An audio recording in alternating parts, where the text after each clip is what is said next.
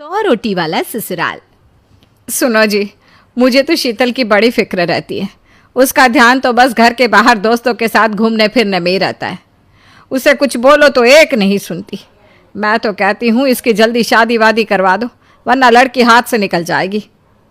तुमसे ज़्यादा चिंता है मुझे शीतल की शादी की। कल ही वो रामपुर वाले मौसा जी को फ़ोन भी किया था। बता रहे थे एक लड़का है नज़र में। उनका अपना घर है और लड़का भी अच्छा है। अरे तो फिर बस बात चलाओ ना, एक बार देखे तो सही लड़का और घर बार कैसा है। कौन से लड़की की बात चल रही है यहाँ? तुम्हारी शादी की बात चल रही है बेटी। अब तुम्हारी शादी की उम्र हो रही है तो लड़का तो देखना पड़ेगा ना। उफ़ो, मुझे अभी नहीं करनी शादी वादी।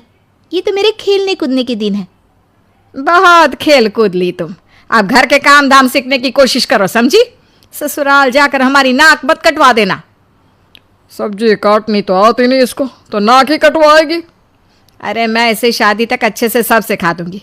आप तो बस उस लड़के से इसकी शादी के बाद चलवाओ। कुछ दिनों बाद कुणाल और उसकी माँ शीतल को देखने घर आते हैं। कुणाल दिखने में बड़ा ही स्मार्ट होता है। शीतल तो उसे देखती ही रह जाती है। देखो जी, हमारी कोई डिमांड तो है नहीं, बस हम चाहते हैं कि लड़की घरेलू हो, घर के सारे कामकाज संभाल ले। अब आपके परिवार में तो बस 3 ही लोग हैं, पर हमारा तो खूब भरा पूरा परिवार है।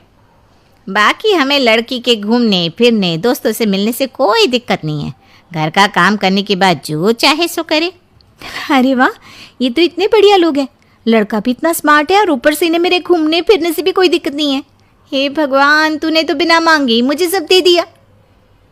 बताओ जी, और क्या चाहिए हमें? हमारी तरफ से तो रिश्ता पक्का है जी। बस फिर तो हंसी खुशी शीतल और कुणाल की शादी हो जाती है। शीतल मन ही मन बड़ी खुश होती है और उसी खुशी के साथ वो अपने ससुराल में कदम रखती है। आओ बहू, तुम्हारा अपने ससुराल में स्वागत है। ये मिलो अपने परिवार से। ये तुम्हारे ससुर जी, तुम्हारी ननद सुनीता और गीता, सुनीता के पति राजेश और उनके 2 बच्चे राजू और चिंटू। ये ना हमारे साथ यहीं रहते हैं। ये तुम्हारी दादी सास है और बाकी लोग अभी बाहर गए हुए हैं। इतने सारे लोग, ये सब यहीं रहते हैं इस घर में? अरे अभी तो मेरे देवर देवरानी और उनके 3 बच्चे यहाँ नहीं है। उसके मायके में भी शादी थी ना, तो बस वहीं गई है। कल तक आ जाएंगे। हे भगवान, ये घर है या धर्मशाला? ये सब एक साथ इस घर में कैसे रहते हैं? मुझे तो पता ही नहीं था इनका इतना बड़ा परिवार है। अब समझी कि कोई डिमांड क्यों नहीं की इन्होंने। ये सब चाल चले मेरे साथ। अरे बहू, खड़े खड़े क्या सोच रही हो? चलो अपने कमरे में जाकर आराम करो। जी माँ जी। अगले दिन शीतल का ससुराल में पहला दिन होता है। शीतल रसोई में जाकर सबके लिए खीर बनाने लगती है। तभी उसके ननद सुनीता आती है। अरे वाह भाभी, आज क्या बना रही हो? बस दीदी, आज वो पहली रसोई है ना, तो खीर बना रही थी। अरे भाभी, ये खीर वीर रहने दो।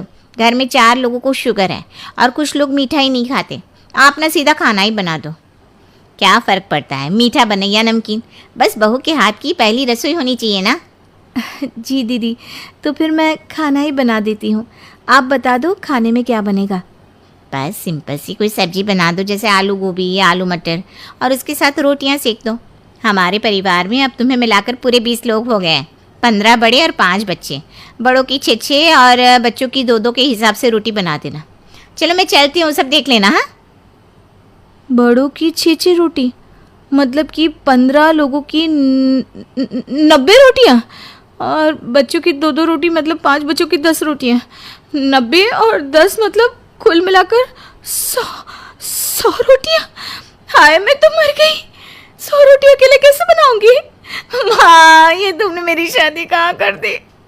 शादी से पहले तो मैंने कभी 4 रोटी से ज़्यादा नहीं बनाई।